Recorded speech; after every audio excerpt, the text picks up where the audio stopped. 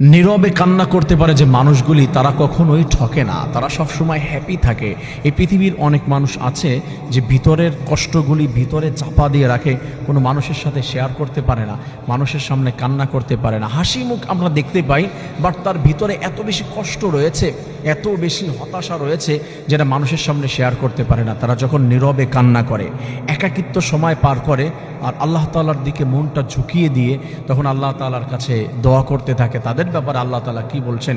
যাকারাল্লাহু খালিয়ান ফাসামাত আইনাহু, যে বান্দাগুলি তাদের অশ্রু ঝরায় নীরবে আল্লাহ তাআলার দিকে মনটা ঝুঁকিয়ে দিয়ে জিকির করে, আল্লাহ তাআলার নাম জপতে থাকে। তাকে কষ্ট দিয়েছে, তাকে সারা দুনিয়ার সব কিছু লস করে দিয়েছে, কথা দিয়ে কথা রাখে নাই, চলে গিয়েছে, হতাশাগ্রস্ত জীবনের ভিতরে ফেলে দিয়েছে, সারখার করে দিয়েছে, জীবনটা চিট করেছে, তার সঙ্গে এত বেশি খারাপ বিহেভ করেছে, নিতে পারে না।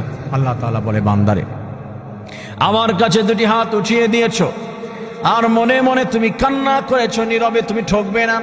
আমি রব্বুল আলামিন দুনিয়ার মধ্যে তোমাকে জানিয়ে দিলাম, তোমাকে আমি আল্লাহ তাআলা সফলতার সর্বোচ্চ পর্যায়ে পৌঁছে দিব। সুবহানাল্লাহ। কারণ তোমাকে ঠকিয়েছে, তুমি এখন মাজলুম। আর রব্বুল আলামিন বলে, মাজলুমের কোনো দোয়া ফিরিয়ে দেওয়া হয় না। আল্লাহ তাআলা বলেছেন, কোন তিন শ্রেণীর মানুষের দোয়া ফিরিয়ে দেওয়া হয় না, সরাসরি অটো আল্লাহ তাআলার দরবারে পৌঁছে যায় এবং অ্যাপ্রুভ হয়ে যায়। আল্লাহ তাআলা বলছে, তার মধ্যে একজন মাজলুম।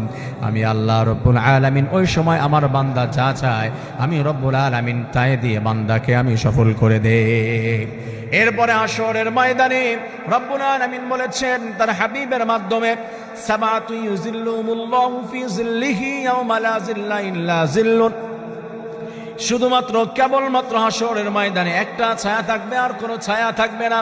সেই ছায়াটা হলো কোনটা? 7 নম্বরে এবং শেষে আল্লাহ তাআলা যেটা জানিয়ে দিয়েছেন সেটা হলো, যাকারাল্লাহু খালিয়ান ফাসামাত আইনাহু।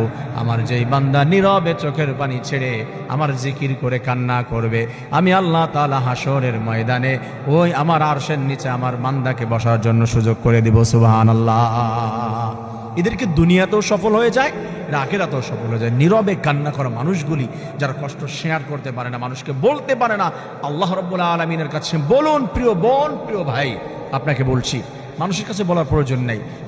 কে শুনবে আপনার কথা আর কি দিবে আপনাকে? সে রব্বুল আলামিনের কাছে বলেন, তার কাছে ব্যক্ত করেন।